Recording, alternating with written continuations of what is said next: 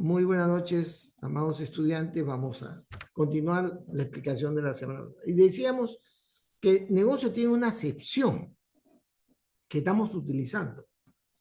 Yo cuando le pregunto a, a Ronnie, ¿cuál es tu negocio?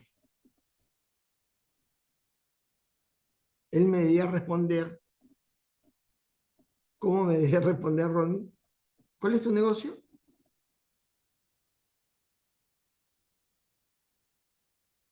No, no sabe. Cuando yo le pregunto cuál es su negocio, me dice, mi negocio es ser estudiante. Es estudiar mi negocio. Porque una de las excepciones de la RAE, negocio es aquello que el ente, la entidad, la persona, hace, aquello que uno hace. Mi negocio es enseñar, ese es mi negocio, es lo que yo hago. Y eso que hago me califica en lo que soy. Es muy importante el concepto en sistemas. ¿Ah? Informática les llega altamente, pero el sistema no. Porque yo necesito, cuando hago un diseño, un modelado, hago un modelo, yo necesito describir lo esencial, la naturaleza de aquello que estoy haciendo, partiendo de la definición del propósito original. Así empieza esta metodología, ¿sí o no? Pero termina expresando de una manera clara, sin dudas, sin ambigüedades, lo que la solución hace. Lo que la solución hace, es decir, de describir su negocio, lo que y en ese asunto, desde el propósito hasta la descripción de los procesos, de lo que hace, yo estoy dando cuenta de la naturaleza, de la esencia misma del sistema, de la entidad o del ser. ¿Está claro eso? ¿O estoy enredándoles el cerebelo con esta explicación que está en el centro mismo de la idea de que yo describo en un sistema? Lo esencial en un sistema, en cuanto a describir la naturaleza de lo que es el sistema, es saber o explicar o entender lo que hace, porque en lo que hace está encerrado, está expresado lo que es. ¿Correcto? Yo ahora soy docente. ¿Por qué? Porque tengo un grado, tengo un título, tengo una diplomatura de docencia universitaria. Estoy diplomado como docente universitario. Pero eso no me hace docente. Eso no me hace docente. Seguramente me rotula docente, ¿no? Pero me hace docente el ejercicio docente. Y entre paréntesis, quiero, ahí paro la grabación un ratito. Este tema de modelar negocio tiene que ver con algo esencial en el quehacer profesional nuestro, lo que vamos a ofrecer. Partimos del estudio de las necesidades a través de los llamados dueños y también de los clientes. Definimos con claridad, precisión, amplitud, lo más profundamente posible el propósito de lo que se quiere lograr y articulamos a partir del estudio de los clientes lo que requiere el cliente, y a partir de esa necesidad de entendimiento del cliente, los productos que debemos hacer. Para eso hacemos análisis, y esos análisis está en una matriz de decisión estratégica, y articulamos, componentizamos la solución, y vamos describiendo sus características, y en fin, armamos un modelo. Pero ese modelo es incompleto si no lo ubicamos dentro de la definición estratégica de la organización, ¿sí? Y no lo ubicamos dentro de su quehacer, de su aspecto esencial. que es sus procesos. Y habíamos llegado a ese plano en la que nosotros, esa solución, lo que hemos modelado, tiene que ubicarse en los procesos de la organización. Por eso acá hay un IDEF y un IDEF. Esto que está al fondo es un IDEF. Tenemos que ubicar esa solución en qué proceso va. Y tenemos que replantear el proceso. Porque si es una solución producto de una innovación, de un mejoramiento, de una optimización de los procesos necesariamente han cambiado, pues, ¿no? Entonces tengo que cambiar los procesos, quizás desde los macroprocesos. Se cambian los procesos, posiblemente en este proceso es el que cambie, este macroproceso, y voy describiendo el proceso vía la nomenclatura IDEF 0, ¿no? Porque es la manera como hay que marcar con claridad lo que se va a hacer o se debe hacer.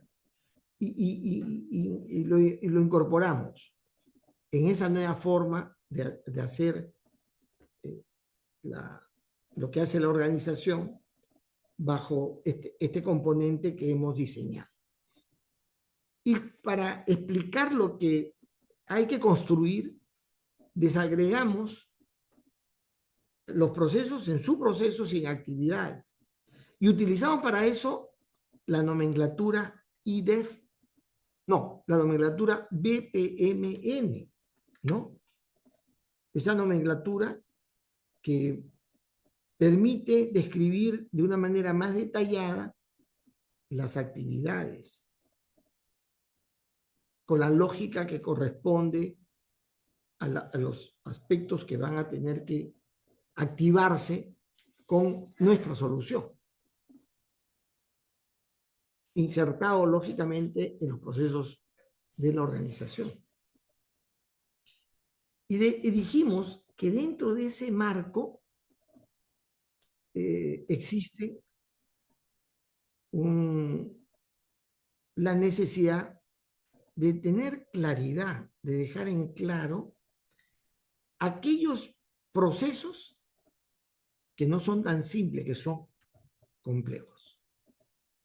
Y para hacer esa descripción, ¿yo qué utilizo? Una forma de expresar lo que se debe hacer en el proceso, al cual le vamos a llamar regla de negocio. Regla de negocio, ¿correcto? Y en eso nos quedamos. La regla de negocio. Repito, la regla de negocio es algo que tiene ahora suma importancia, porque cada vez más la organización ya no mira de una manera desarticulada lo que hace, ya no lo mira así. Cada vez más quienes gestionan la organización requieren una visión completa del funcionamiento organizacional, pero además se necesita que esa perspectiva completa esté instrumentalizada, yo pueda gestionar eso que el negocio es y hace, y por lo tanto yo tengo que tener un modelo formal del negocio. Por eso tiene una gran importancia la regla del negocio, porque la regla del negocio se va a ubicar en un aspecto central de los procesos complejos, de los que resultan vital para la organización. Y es sin duda, se dice, un nuevo paradigma, una nueva manera de querer entender la organización. Es aquello que va a permitir que la lógica de la organización del negocio en el sentido empresarial queda explicitada, documentada, y es posible aplicar sobre ella acciones de control y de gestión. Ahora, es muy importante este concepto. porque bajo esa idea de tenerlo documentado, explicitado, se puede gestionar, se puede buscar mejores formas de hacer, o sea, mejorar, evitando todo lo posible que meramente quede insertada o embebida en procedimientos y aplicaciones informáticas, como sucede. Y todo el enredo de la lógica del negocio a veces se queda metida, no formalizada documentariamente, queda embebida en una solución informática. Y más ahora con la agilidad, la famosa agilidad, entierra aspectos del conocimiento del negocio muy fuerte en funcionalidades informáticas, que si no se hace de una manera modular, luego resulta una trampa, una camisa de fuerza para los cambios que se quieren hacer en el futuro, y aumentando la posibilidad de ese famoso legacy, ¿no? El legacy inevitablemente crece espectacularmente si no has documentado y administrado los procesos y las reglas de negocio. Y en ese sentido, la formalización de las reglas de negocio, los procesos y las reglas de negocio y la gestión de ello va a permitir disponer de uno de los activos más valiosos de la organización. ¿A qué se le llama ahora activo de la organización? ¿A qué se le llama? A los datos. Los datos, tus datos son tus activos, dice. Falso, ¿sí o no? Falso. ¿Están de acuerdo conmigo que eso es falso? El dato no es activo. Cuando los datos lo organizas, lo estructuras para disponer de él, se convierte en información. ¿Sí o no? Y el dato no es un activo para nada. Es un pasivo que te ocupa espacio. Pero también podría ser un pasivo la información. ¿Cuándo la información realmente es un activo? Cuando lo usas. ¿Sí o no?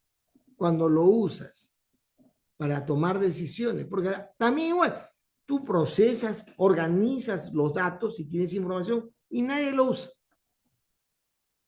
O se usa improductivamente. La información también no necesariamente es un activo.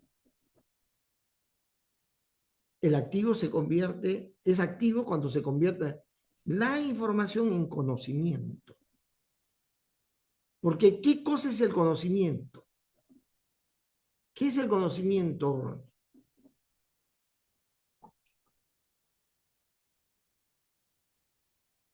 Eh, el conocimiento es el uso adecuado de la información, o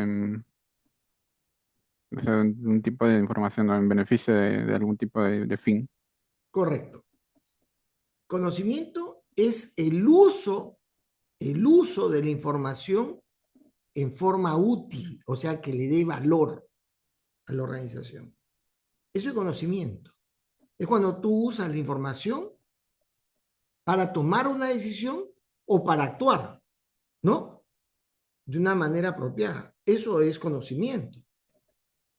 Antes el conocimiento se tenía en la cabeza, se decía que el conocimiento está acá. Ya no, ya. ¿Dónde está su conocimiento de ustedes?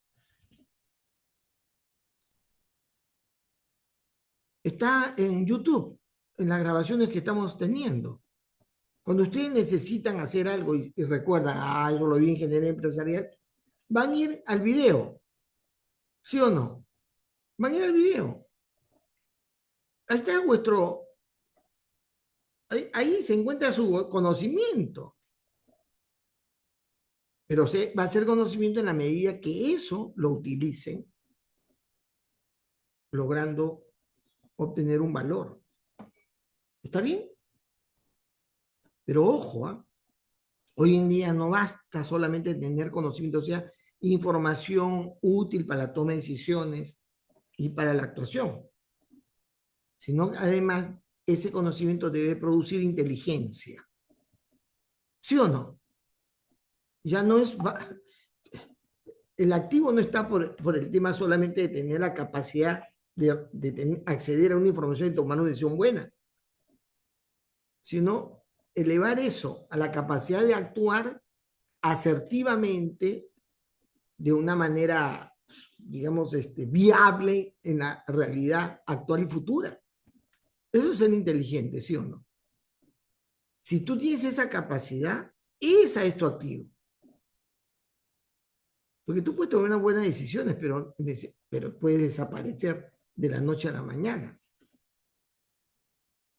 La inteligencia te da esa cualidad que te permite que ese conocimiento te sirva para actuar asertivamente en el futuro. Eso es ser inteligente. Y hay una capa más todavía. ¿Qué tal? ¿Cómo no me acuerdo el nombre de este autor? Por ahí lo debo tener. Que dice la capa siguiente es la sabiduría. ¿Qué cosa es ser sabio? ¿En qué consiste la sabiduría? A ver,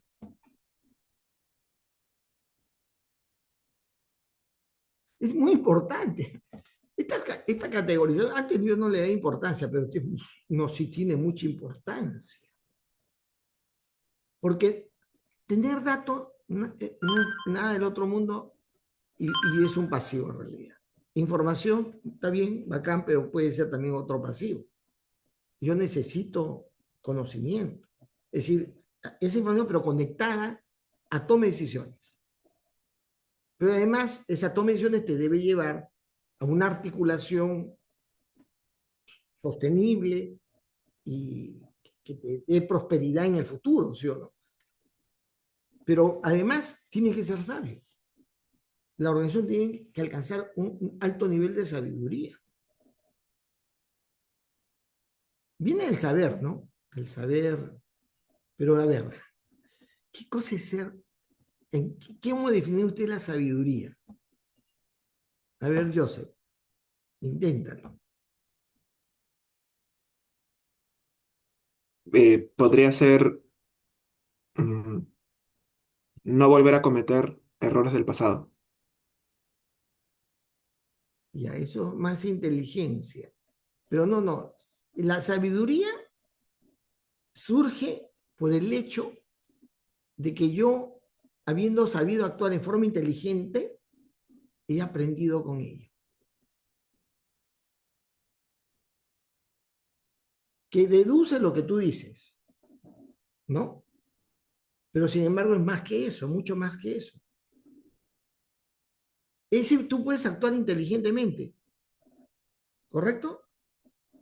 Pero que te asegure que ese actuar inteligente lo vuelvas a hacer, eso es la sabiduría, que lo vuelves a hacer. Por eso, cuando se calificaba en la antigüedad, en las diferentes culturas, existe este concepto de sabio. Normalmente los viejitos nos dicen sabios, ¿no?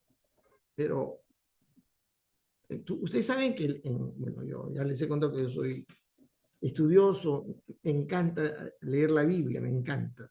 No hay otra literatura más bacán que esa. Que cuando Salomón va a ejercer el poder y Dios le da la oportunidad de escoger, pide lo que quiera, le dice, ¿no? Chibolo, joven, un tipo atractivo, buena pinta, con gran poder. ¿Qué hubiera pedido? Chicas, ¿no? Pero el bandido no pidió chicas, plata, ¿sí o no? No, no un vehículo, no un auto, un buen camello, no, no, nada de eso. Interesante. Pidió sabiduría. No pidió información ni data, no, no, para nada. Sabiduría. Bien vivo el Salomón, caray. Y sin duda, si uno hace la lectura de los escritos de historia, efectivamente, ¿no? Es un tipo de una capacidad de razonamiento espectacular. Pero le ganó pues ¿cómo se llama? La libido, la libido. Le ganó, pues, ¿no? Le ganó. Se hizo de mujeres de todos lados.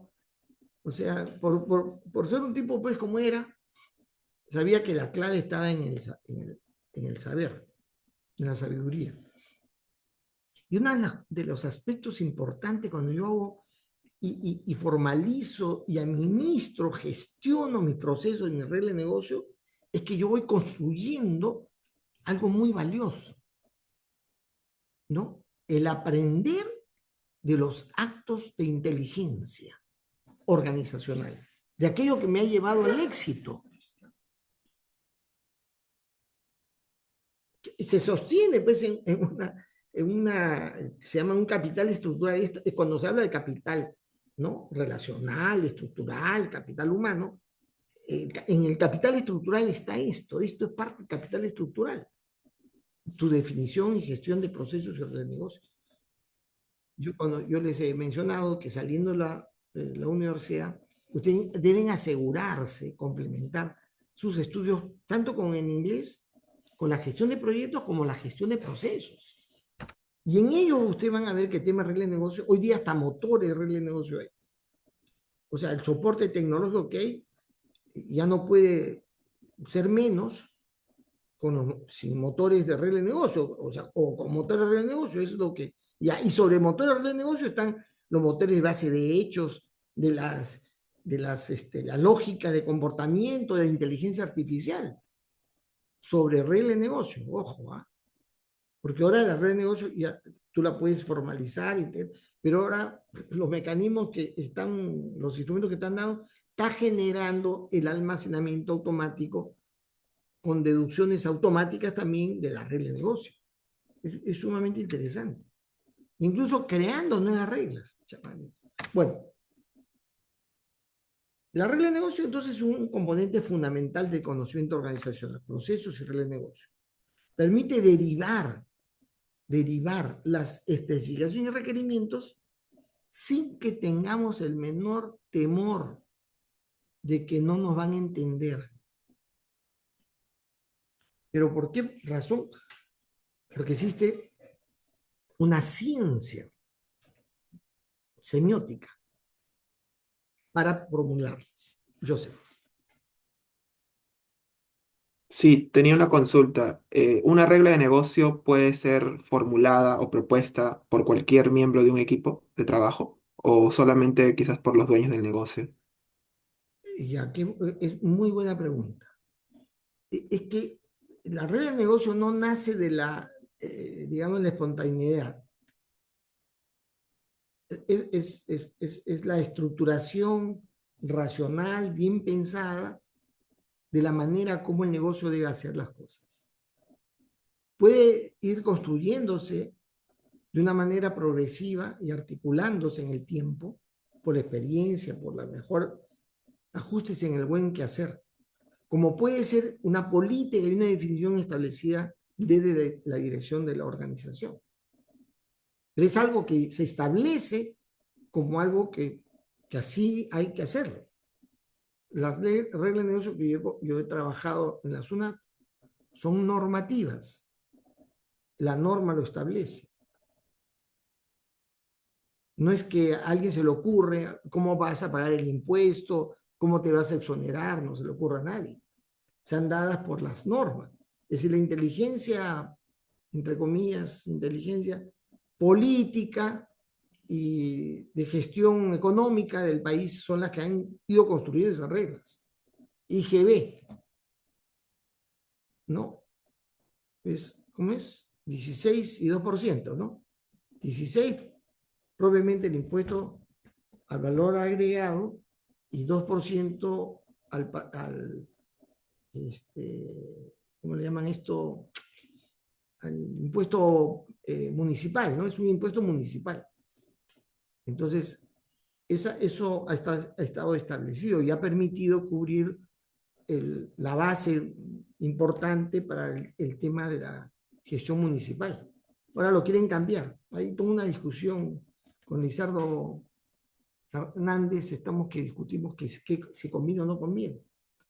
Yo lo que digo, siempre ha sido mi opinión, que ya en el Perú no se debería cobrar IGB, sino IVA.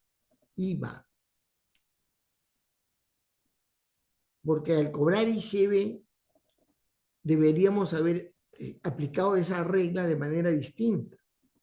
No, perdón, digo, así debió ser denominado IVA, porque el IGB es un impuesto a la venta. Cuando vendo yo pago un impuesto, pero tú no pagas el impuesto, sino pagas al valor agregado, el impuesto al valor agregado. El que produce va a pagar el 18% del valor de lo que está vendiendo, o sea, que es lo que le ha costado más su margen. Él paga el 18% del valor de la venta, ¿sí? ¿Está bien? Él lo paga. Y descuenta lo que pagó por los insumos que compró. Descuenta. Ya no paga el 18% del valor de la venta, sino paga la diferencia entre el impuesto del valor de lo que está vendiendo, menos lo que pagó como impuesto de lo que compró para hacer. Entonces, el que le compró está cubriendo el impuesto total. El que le compró, ¿no? Le está pagando lo que él pagó y va a pagar el valor agregado que le ha puesto. El que le compra es el que paga. El impuesto que se paga ahora, quien lo paga finalmente es el consumidor final. Porque si el que le compró le agrega algo, lo pone en una caja, lo pinta, lo que sea, lo vende a otro valor, al doble. Va a pagar, o sea, va a cobrar al que le venda, le va a cobrar el 18% de todo el valor de la venta. ¿Sí? Pero va a descontar, para pagar a la SUNAT, va a descontar el impuesto que pagó cuando él compró ese producto. Es decir, el que le compra va a pagar el impuesto que él pagó, se lo va a cubrir, y el que le compró va a pagar el 18%, además el 18% del valor agregado. Entonces, si se cambia la regla de negocio del IGB, primero, los productores van a pagar pues la venta, ¿no? Hoy día no paga, lo paga el consumidor final. Es decir, el ciudadano lo paga. El que consume final es el que paga todo. No debería ser así. Cada quien debe pagar redondo lo que va al Estado. Pero no sé, creo que la propuesta que hacen no es para cambiar esa regla de negocio. Pero ¿cómo es que se establece esa regla? Como repito, en el mundo se paga, como estamos pagando nosotros, IVA, salvo algunos países como Estados Unidos que se paga IGB. Ahí sí se paga. Tú te vas a un estado, ¿cuánto es el impuesto? 8%, 7%. Pero cada vez que alguien paga, ese impuesto se va completamente al Estado. Por eso estos patas, el Estado americano tiene ingresos espectaculares. Nosotros no, pues porque lo que se paga es el impuesto al valor agregado. Regla de negocio. ¿Quién formula la regla de negocio? ¿Quién la crea? Bueno, normalmente son el desarrollo de políticas de ordenamiento y funcionamiento organizacional que va generando dichas reglas de negocio, ¿no? Bueno, ahora, a la pregunta que yo se ha hecho. Una cosa es que yo establezca la regla y otra cosa que yo la articule formalizándola. Y ahí hay un dueño, el que formuló y la formalizó la regla. Hay un dueño de la regla de negocio. Ojo. Es que ¿quién es el que dijo así hay que hacerlo? Hay que poner su nombre. Posiblemente es una autoridad normativa y se ha valido de fuentes que hace que sea así. Pero alguien, porque puede ser que la regla la formules mal y luego la tengas que corregir, porque no se está haciendo como debe ser. Porque es administrable, una regla ya de negocio ya formalizada tiene un propietario, un dueño, pero no es necesariamente el que crea la regla.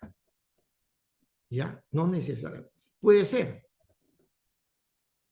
pero normalmente son los normativos, pues las áreas normativas son las que formulan la regla. Pero parece, por otra razón, la organización establece una política de descuento, una política ahora de arancel, ¿no? El Estado le impone. Y de ahí hay que formalizar la regla para que se incorpore en el funcionamiento organizacional, ¿no? Pero cuando la regla esté formalizada y yo tenga que hacer algo y digo, aplique esa regla, no hay duda, ya no hay duda de que no va a ser debidamente entendida, porque está debidamente plasmada, con los mecanismos, los instrumentos que permite que la ambigüedad se haya eliminado. Esa es una de las razones por las cuales este concepto de regla de negocio se ha constituido un elemento fundamental cuando se construye sistemas de información integrados. Porque yo pienso la regla una sola vez, a pesar que en el sistema de información pueda utilizarse, invocarse de diferentes opciones, digamos. ¿Llegó tu compañero Yori? Sí, profesor, estoy aquí. Ya, porque vamos a empezar con la exposición. Voy a avanzar un poco más para cerrar este asunto. Bien. Bueno, ¿cómo se define la regla de negocio? ¿No? Es la expresión, una declaración, una sentencia que indica cómo debe ser ejecutado un proceso complejo. No cualquier proceso.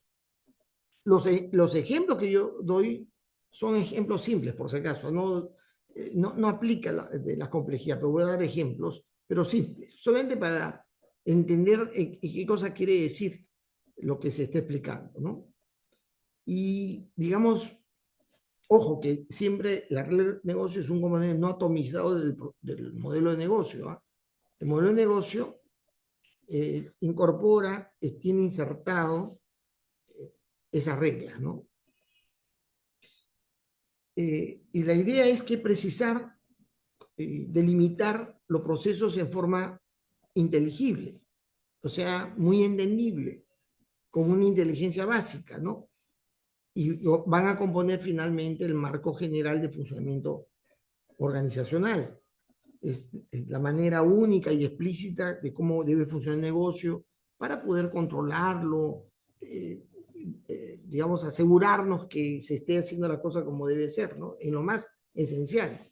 Se aplica a personas, procesos, operaciones, sistema de información, dentro de todo el comportamiento organizacional. Siempre el diseño de los procesos es un diseño sistémico, es integrado, completo, ¿no? Y en ese marco también se formula la regla de negocio, se especifican, ¿no? Acá hay un ejemplo, por ejemplo, la regla de negocio que en la institución que yo he trabajado, para el envío de entrega rápida, dice, un importador que hace un envío de entrega rápida de $200 o más, debe pagar el IGB por dicha operación. Es una regla. Es una forma bastante simple de expresar lo que hay que hacer en el proceso, ¿no? Hay otra regla, dice, todos los paquetes de los envíos de entrega rápida que están catalogados en categoría 1, es decir, categoría 1 se llama en el comercio internacional aquellos que son de cuidado, hay que tener cuidado con esa mercancía, pero son delicados, no es tan fácil de manipular. Por ejemplo, hay filos de aluminio para el uso de ciertos aparatos con la caja completa, viene un envase y se coloca el envase que encaja y va entrando por razones de succión al vacío y son bien delgaditos. Yo no puedo hacer una inspección física porque sacarlo de la caja lo malogra, lo descalibra, digamos, para que pueda entrar de una manera exacta, con se llama mecánica de precisión, al componente donde va. Es muy delicado y entonces requiere mucho cuidado en su trato Pero son materiales que hay que tener cuidado, porque hay concentración de aluminio, hay cosas que están reglamentadas que hay que controlarlo. Entonces, eso se llama categoría 1, lo cual hay que revisar. Pero si están catalogados en categoría 1, deben pasar por rayos X. Ahora, en el nuevo aeropuerto, tomógrafos han puesto, ¿no? Tomógrafos. Las señales y las imágenes y los resultados se interpretan de una manera distinta a los rayos X, ¿ah? Y yo quise aplicar para justamente el aeropuerto rayos gamma, que es otro tipo. Claro que yo soy un ignorante del manejo de ese tipo de tecnologías, ¿no? Pero me hice pues de los asesores correspondientes. Bueno, se debe pasar para un canal, para un control, perdón, previo no intrusivo. No intrusivo porque hay 3 controles, ¿no? Control previo, control concurrente y control posterior. Y hay formas de actuación no intrusivas, semi-intrusivo y intrusivo, ¿ya? Intrusivo es cuando te metes pues al detalle, ¿no? Ya te metes físicamente a la revisión. Entonces, ahí está la regla. Esa regla son reglas que se aplican, ojo, ¿eh? Por la función pueden ser operativas, se están aplicadas a la operación, es decir, a la acción, normalmente pudieran, por esa razón, ser no cumplidas. Por ejemplo, hay una regla ahí que se puso alguna vez que las 24 horas deben estar cubiertas por un oficial de aduanas en el aeropuerto. Mentira, pues, ¿no? Porque si tú llegas después de las 5 de la mañana, te van a decir que el oficial se ha ido a una operación urgente, ¿no? No, está durmiendo, no atiende todo el tiempo. Ya se quedó desde las 11 de la noche hasta esa hora controlando equipajes, en fin, está cansado, se echa a dormir porque ya no hay mucho movimiento. Pero a veces aparece alguien que reclama su equipaje a esa hora. La regla dice que debería estar ahí, pero no está, pues, ¿no? Las estructurales son las que se cumplen de todas maneras, están incorporadas en todo el proceso, todos los mecanismos de funcionamiento organizacional que no se deja pasar. Por ejemplo, las mercancías que están asignadas al canal de control rojo no pueden pasar si están en esa condición. Para poder darle pasada, como todo está automatizado, va a levantar el impedimento cuando se registra el resultado del control. Si no hay un resultado del control en la cual se coloca una firma digital, o sea, hay toda una serie de cosas, no pasa, pues, ¿no? Entonces se dice que esa regla es una regla en la categoría de estructurado. Hay textuales, ¿no? Que requieren algún tipo de interpretación y de explicación, ¿no? Entonces está escrito de tal manera que si tú lo sabes interpretar bien, si no, alguien te lo tiene que explicar. Dice ahí, si los derechos liquidados de la declaración de aduana han sido cancelados, se autoriza el levante, o sea, te lleves la mercancía. ¿No? Autoriza el levante y la salida de la mercancía del depósito temporal. Pero ojo, hay que explicar. Esto si pagas, pues está bien. Pero ¿y el control? Si tienes en color naranja, obligatorio tienes que dejar los documentos. Si estás en color rojo, tienes que abrirle el paquete. Salvo que esté en verde. Ya pagaste, vete, pues, ¿no? Es decir, alguien te tiene que explicar, o tienes que tener un conocimiento previo. Las textuales pueden tener esa limitación. Y las mecánicas son las que están incorporadas ya en el funcionamiento automático, en este caso de un software, de un sistema de información.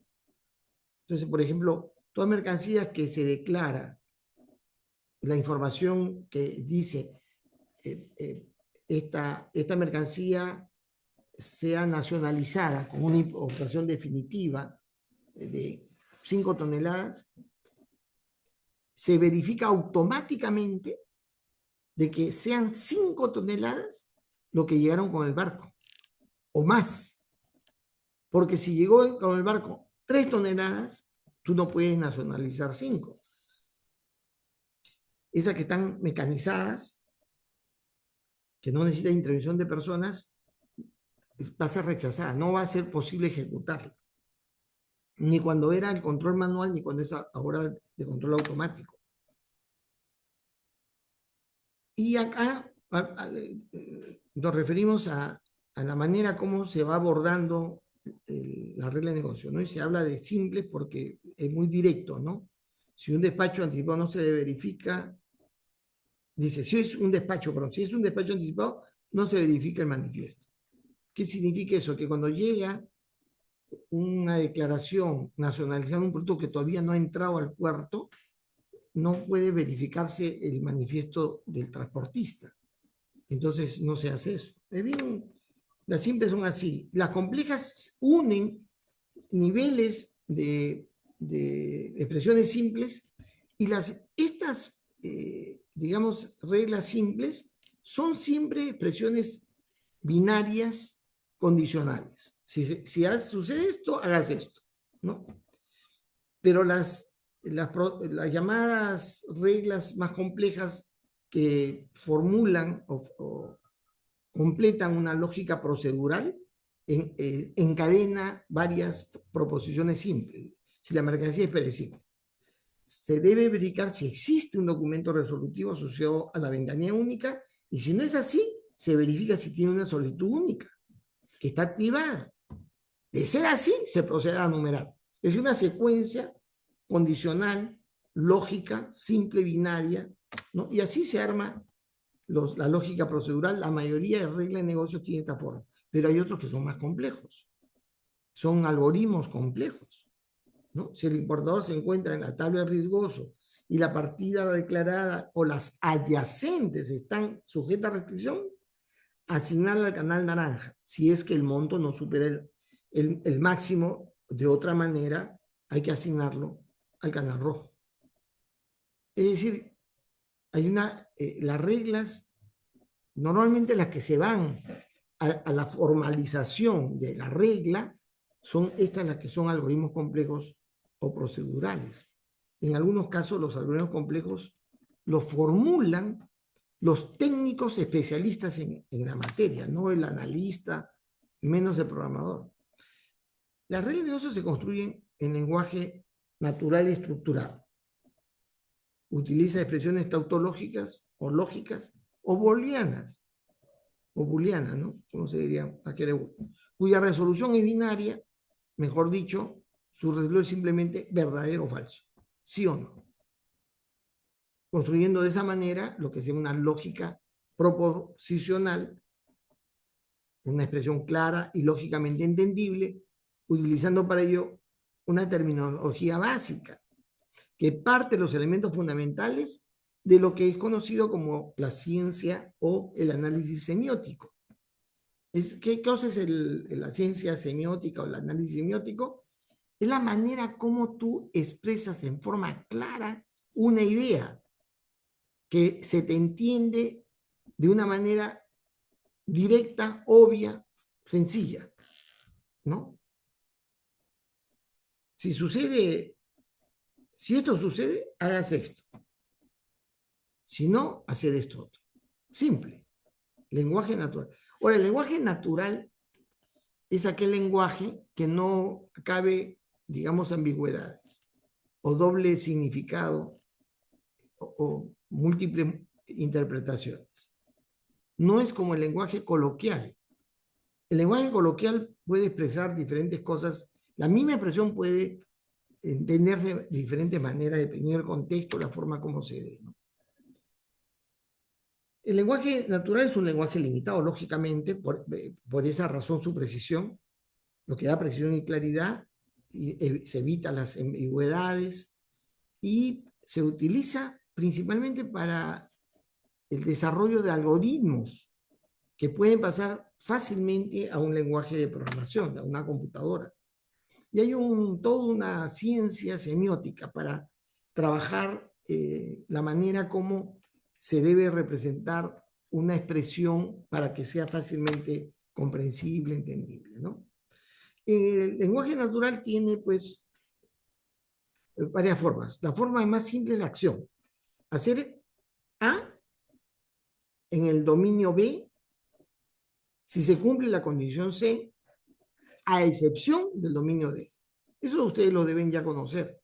Para armar un algoritmo se utiliza normalmente esta forma de expresar, ¿no? De lo que hay que hacer. Por ejemplo, está el ejemplo, ¿no? Revisar los bultos, ese es el hacer, ¿no? Revisar los bultos. Luego viene que ingresan equipaje en ese dominio, los equipajes que han ingresado, ¿no? Que ingresan por equipaje. Luego viene la condición, si el canal de selección es rojo. Y luego la excepción, salvo que el equipaje sea diplomático. Esa es la forma del lenguaje natural estructurado simple de la acción. Que construye esta lógica, viene desde la condesa Ada, ¿no? La genio de la algoritmia, de la lógica estructurada, ¿no? Y hay una expresión de tipo condicional, dice, si se cumple A, entonces hacer B. De otra manera, si no se cumple A, entonces de otra manera dice hacer C en el dominio D a excepción del dominio E. Esa es la forma condicional, ¿no? Si se cumple A, si se cumple algo, ¿no? Si se cumple. Si el producto viene del país que tiene tratado de libre comercio en el Perú, esa es la condición. Debe exonerarse del pago de impuestos, entonces eso hay que hacer. Pero si no es así, o sea, de la otra manera, si no aplicar las tasas arancelarias normales para los productos que están en la lista de partidas negociadas, que es el dominio donde se aplica, a excepción de, o salvo, los que le han aplicado una salvaguarda. Esa es la estructura del lenguaje natural estructurado. Y la repetición, como ustedes saben, el bucle, ¿no? La repetición, hacer A, B veces. Así de simple. Es una repetición en un número de veces. Y luego también hay una repetición condicional. Hacer A mientras se cumple la condición B. ¿No? Ejemplo, ¿no? Verificar la cantidad de bultos, que es el hacer, bultos en el manifiesto, en todas las partidas declaradas, que es las veces. La otra forma es descontar de las cuentas corrientes el peso declarado, eso es lo que hay que hacer, hasta que se cumplan los ítems declarados o supere la cantidad que establece, que es la condición con la que concluye, ¿no? Las reglas deben ser comprensibles, independientes de los procesos, independientes del nivel de cumplimiento, se deben necesitar ser formalizadas y clasificadas, y es parte de la gestión de la configuración. Ahora, no todas las organizaciones tienen una configuración, una gestión de configuración de los procesos organizacionales, que también se maneja bajo gestión de la configuración. En el ámbito del área de informática hay una gestión de la configuración, pero de los componentes informáticos, software y hardware, ¿no? Pero también la gestión de la red de negocios debe formar parte de la arquitectura de procesos y sobre todo de las soluciones. Este es el formato. Una regla tiene nombre, código, la descripción de la regla, sus excepciones. Ahora, la regla misma tiene excepción de la aplicación de la regla. Tiene excepción de lo que en la lógica de la regla se establece. Pero hay casos en los cuales también se exceptúa un proceso de la aplicación de alguna de las reglas. ¿Ya? Y eso hay que indicarlo. También hay que poner los cambios. Normalmente se tiene registrado en la regla la última versión de la regla. Y se registra la fecha desde la cual esa regla ha sido formulada y se identifica de dónde se ha surgido, cuáles son las fuentes, quién lo hace. Y se señalan los procesos al cual está asociado, ¿no? Los procesos, subprocesos y actividades a la cual la regla se aplica. También hay otras reglas que se relacionan a la regla de negocio. Unas que están vinculadas y hay que ver cómo se trazan, cómo va la trazabilidad, qué relación hay entre una regla y otra, cómo se integran, cómo están integradas las reglas. Pero también hay que anotar aquellas reglas que tienen similaridad en su construcción, en su lógica, tienen similaridad funcional. Se dice que son reglas isomórficas, son parecidas, muy similares. Y también hay que indicar cuáles son los nombres, el código, el nombre de la regla isomórfica a la que está documentada con esta ficha. Y hay otras que son sus homónimos, reglas homónimas, que tienen una denominación similar. Una denominación similar. ¿Por qué se llaman casi igual? Y acá hay que explicarla. ¿no? Y luego los responsables, ¿no? ¿Quién ha elaborado, quién lo ha revisado, quién lo ha aprobado? Y luego al final, yo ya acabé mi modelado de negocio estableciendo, especificando las reglas, y luego ya, ya fuera de la chamba, y es que yo quiero que se construya y especifico los requerimientos del modelo de negocio, ¿no?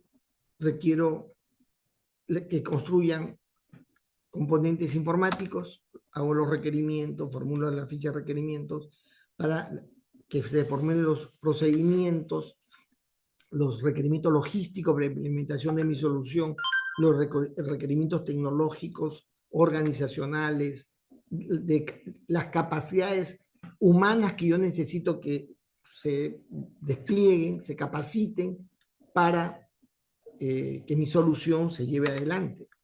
Los requerimientos financieros, los requerimientos que tienen que ver con el medio ambiente, que ahora es una obligación, los requerimientos para difundir, para publicitar la solución y los requerimientos sanitarios, ¿no? Que son hoy en día ya están insertados desde el COVID, ¿no? Muy bien. Y ahí acabó pues el proceso, ¿no? De formular la regla de negocio. Muy bien. Vamos a darle lugar estos 40 minutos que quedan, si lo quieren hacer, o sea, máximo 40 minutos, mínimo 30 segundos. O sea, las exposiciones de ustedes no pueden durar menos de 30 segundos, como tampoco más de 40 minutos, el tiempo que ustedes deseen. Muy bien, entonces pueden empezar. Ok, nada, se puede comenzar a presentar. A ver,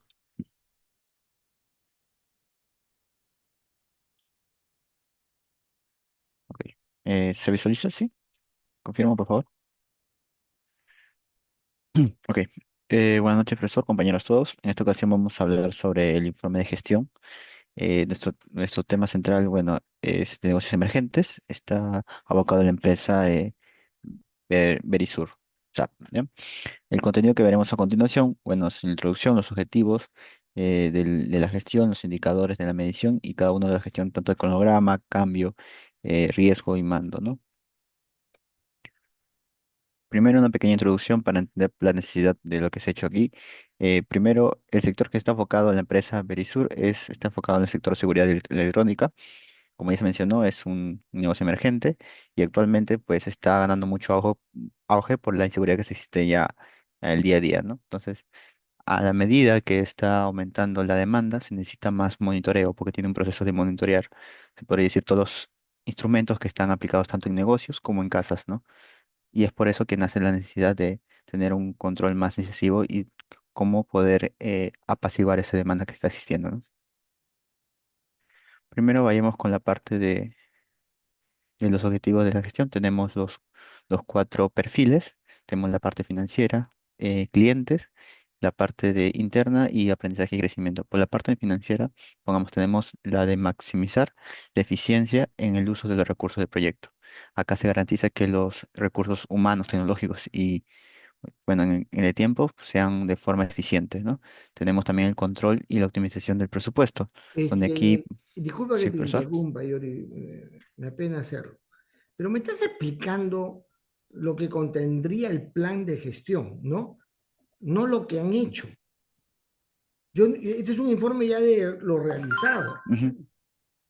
no lo que van Sí, a profesor. realizar, el concepto, no, eso no me interesa. Me interesa lo que han hecho. Me estás definiendo.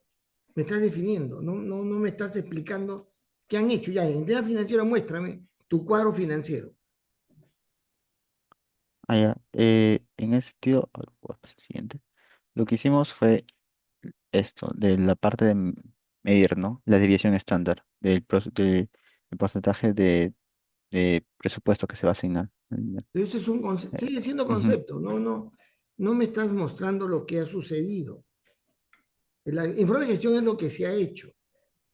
¿Qué ha ujú. sucedido? Ya, continuando.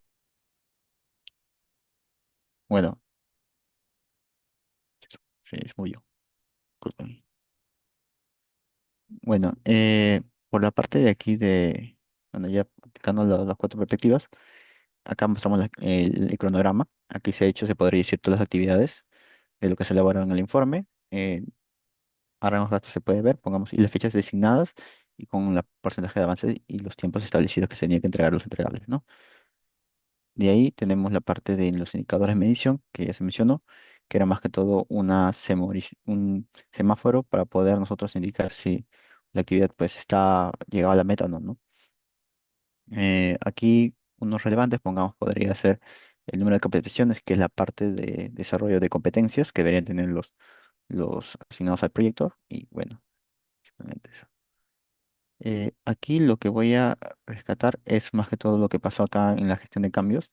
Es primero la parte de cómo se fue la parte de captación de la solicitud por medio de una documentación, de ahí la verificación del informe en la plataforma cuando nos reunimos y se mencionó sobre esa propuesta y después el análisis de factibilidad de la propuesta, ¿no? Y de ahí la implementación de los cambios.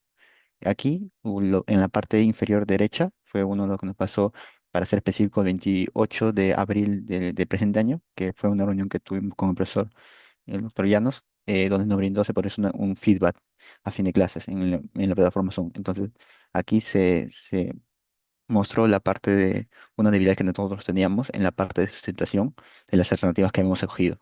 Esto obviamente nos provocó un cambio de una reestructuración y también enfoque en la medida que habíamos tomado las alternativas que no contrastaban con nuestra problemática que habíamos explicado. Entonces, esto fue una gestión de cambio que pasó para nuestra gestión, ¿no? Ok. Acá vamos a continuar con el aspecto de gestión de riesgos. Esto va a ser a partir de mi compañero. Y le paso el batuta. Ok, Yori. Bueno, en la gestión de riesgos hemos primero determinado cuáles serían los procesos de todo el proyecto eh, que podrían incurrir a lo que sería un riesgo y la probabilidad. Estos procesos son la planificación de la gestión de riesgos, la identificación de cada riesgo, el análisis cualitativo de riesgos, para luego se planifica la respuesta a los riesgos para la mitigación y siguiente, se implementa la respuesta de riesgos y por último se hace un seguimiento y control. Este, siguiente, por favor, para ir directamente a la parte de riesgos. Bueno, acá está, este es el listado de los riesgos con su probabilidad e impacto que hemos determinado. En la actividad donde puede ocurrir los riesgos sería principalmente en buscar una empresa de negocios emergentes, ya que ante una selección incorrecta de la empresa, eh, la evaluación es insuficiente y la información no está en nuestras manos, así que no tendríamos cómo poder trabajar. También la descripción de la empresa. Cuando son descripciones imprecisas y no completas o empresas que no tienen mucha información para compartir, eh, tiene una probabilidad muy alta, ya que son varias empresas, y un impacto muy alto, ya que nosotros no, no podemos moldearlo para un trabajo. La realización del acta de constitución, bueno, tiene una probabilidad de ocurrencia media y un impacto alto, ya que la omisión de partes esenciales en la parte del acta de constitución eh, nos puede brindar errores que podamos cometer luego según los lineamientos. Siguiente, por Dime, favor. Miguel, estás hablando del Sí. futuro, ¿no? No, profesor, Puede esto de brindar, las... O sea, hablas de que pudiera, ¿sí? No, estoy hablando sobre las actividades que hemos hecho con sus determinados riesgos. Pero no estoy entendiendo, ¿ah? Eh, disculpe. Mm, Estas actividades son las que hicimos al inicio del proyecto y estoy hablando sobre los riesgos que pudieron tener para ese entonces. Lo que pudieron tener. No, los riesgos, sí, los riesgos que pudieron tener. Ya continúa, continúa. Siguiente. Ah, no, no, está bien, déjalo ahí yo.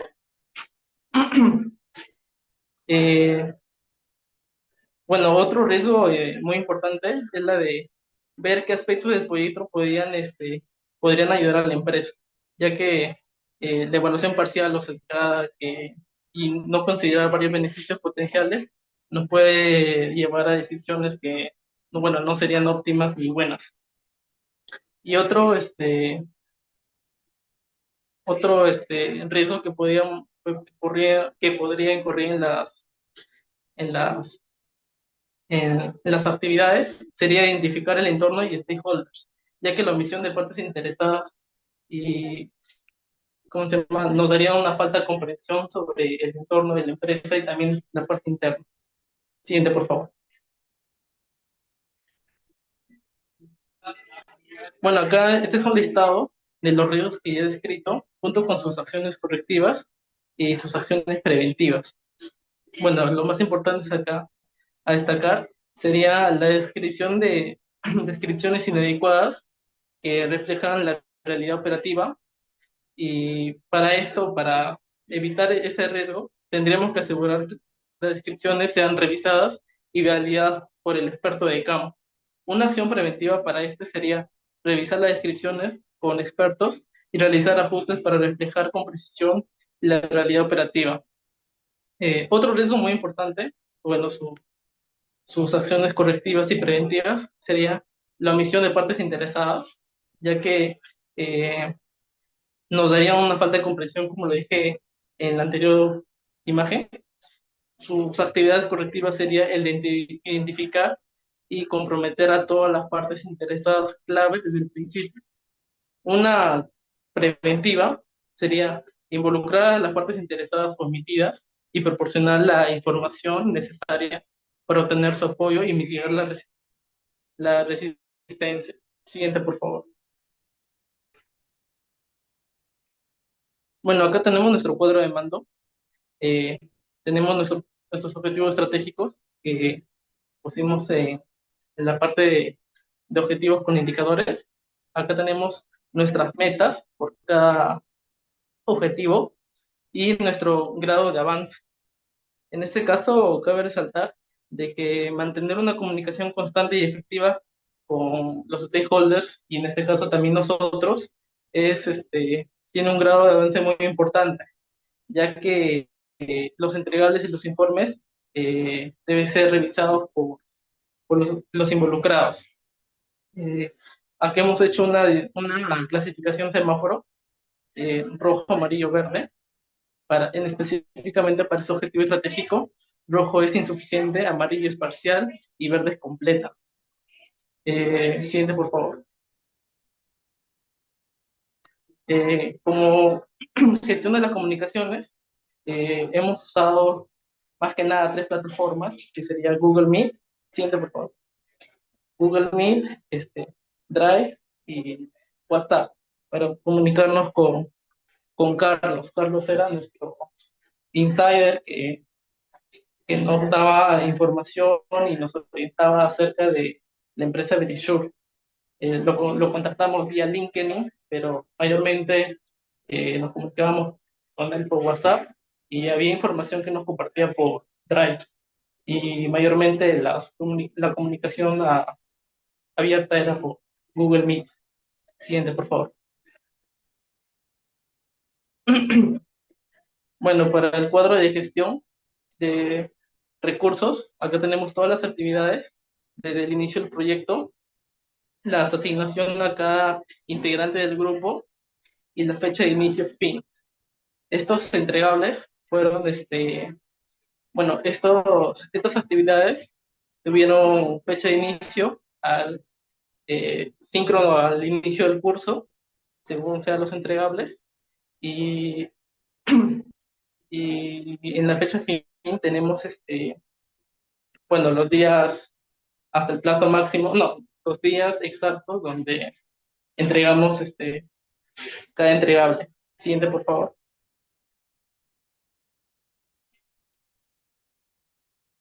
En la gestión de calidad tenemos eh, acá factores, su valor promedio y la descripción.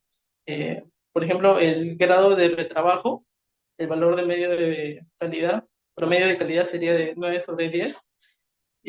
Esto significa que cada exposición que realiza un compañero, hay alguna mejora o el concepto que realizamos previamente ya se arregló o se necesita arreglar.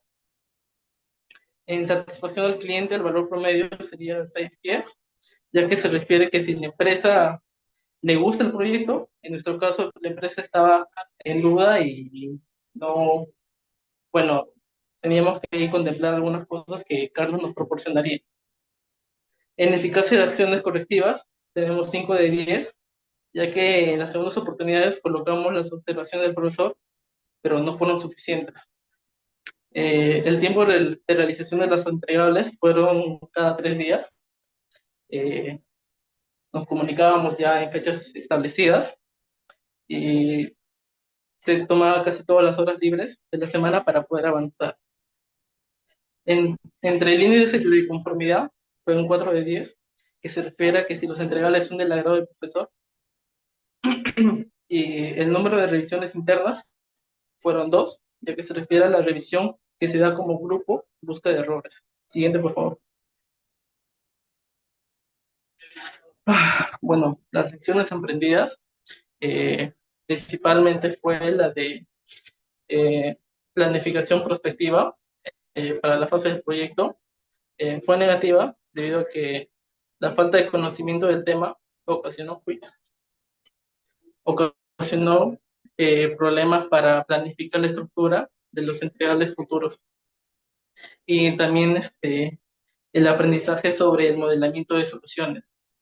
En la fase del diseño de la solución fue positiva debido a que el aprendizaje continuo y el uso de metodologías ayudaron a mejorar la capacidad del modelamiento integral de las soluciones para sistemas complejos. En este caso, este, nuestro gama de lecciones aprendidas consideramos que fue más positiva que negativa, ya que hemos aplicado, nos hemos comunicado y hemos estado de acuerdo en varias cosas y, y Carlos también nos ayudó para eso. Siguiente, por favor.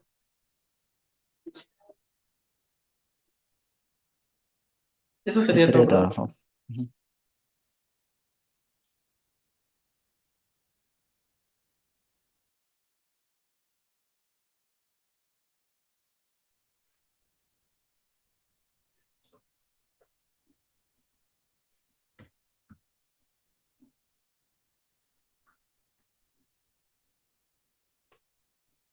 A ver,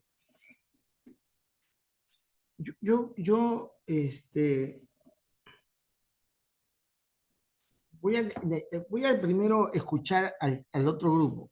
Ahora no, sino el día miércoles, para darles alguna orientación respecto a informes de gestión. ¿Ya?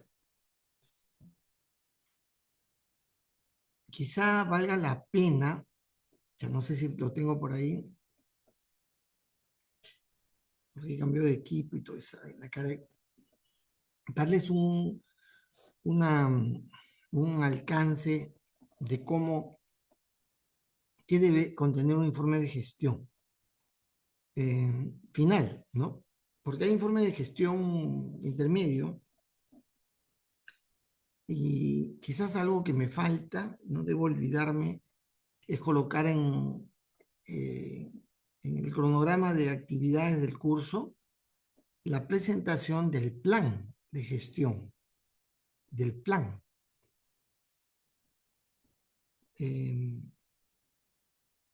Creo que eso valdría la pena darle un espacio, pero no sé en qué momento, dentro del apretado cronograma que tenemos, meterle el plan. Cuando son poca gente se puede hacer, pero me parece que gran parte de la temática que uno desarrolla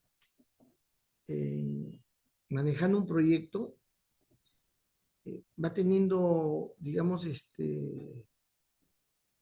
aspectos. Claro que un proyecto académico no se abunda mucho respecto a las desviaciones que se tiene de lo que uno ha planificado, porque cuando se da el informe uno lo expresa, dice, ¿no? Indicando el impacto, el efecto que ha tenido el proyecto. Cuando se maneja proyectos pequeños, se va absorbiendo, ¿no? Con los grandes, no. Los grandes se evidencia claramente las diferencias en costo, tiempo, incluso en cosas no cumplidas, en fin, que se indica de una manera precisa, ¿no? Ahora, los informes de intermedio de gestión tienen líneas de desarrollo de correctivas, ¿no? De ajuste y corrección, que luego en el informe final se menciona cuánto se pudo haber logrado de dichas correcciones. Si bien es cierto el marco que da el PMBOK, esas áreas de conocimiento en la gestión de cambios, por ejemplo, tú puedes decir, ¿no? Esto se modificó, pero el informe te tiene que dar más detalle de los aspectos que han sido considerados, los criterios, en fin, para poder decir, ya no es así, sino es de esta manera, ¿no? Hemos tenido que hacer esos cambios y esto lo que nos ha costado, hemos tenido que hacer. El informe de gestión es un informe ya de conclusión final de la gestión, no del producto sin duda alguna. El producto viene a aplicarse después. Pero de eso lo comentaremos pues, a la siguiente clase al terminar la exposición. No sé si hay alguna pregunta, algo que aclarar del grupo que he puesto o del grupo que va a exponer.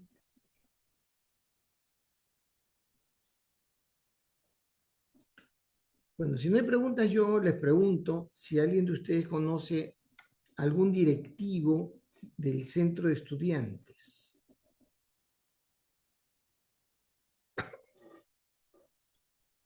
Y lo que me gustaría mucho, Yori, que te consigas el, el teléfono de algún directivo del centro de estudiantes. ¿Ya? Porque lo que pasa es que tengo una donación que quiero hacer y lo voy a hacer al centro de estudiantes. Y ese contacto lo necesito. Bien jóvenes. Entonces, si no hay, perdón, has levantado la mano. ¿Tienes una pregunta?